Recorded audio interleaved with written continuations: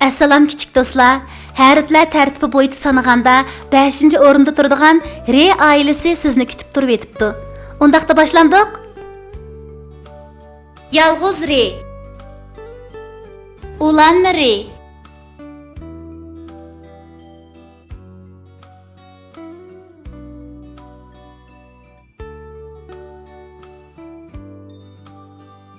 Ravabimning tarisini cho'qib oldi to'michuq. Ravab bilan bir qo'ysam, ravab bo'ldi to'tpuchuq. Shir kirpiga etildi, kirp shirg'i sanchildi. Re harfining boshqa harflarga qanday qo'shildiganligiga qarab boqaylik.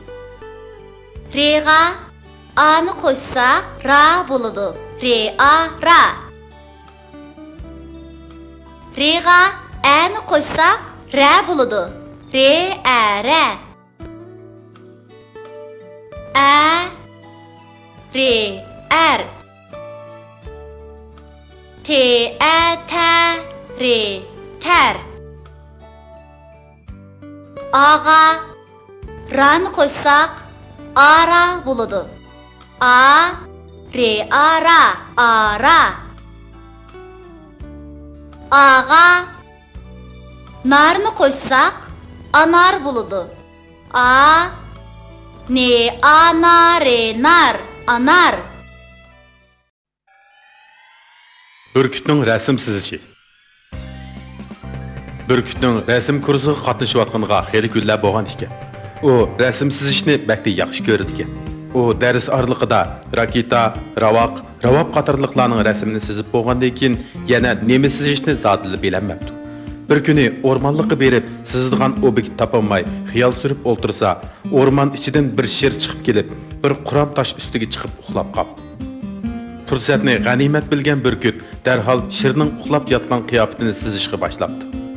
Rasmni sizib bo'lay deganda havo shaharida o'ltirib sayr qilayotgan ikki o'quvchi bu yerdan o'tib qoldi.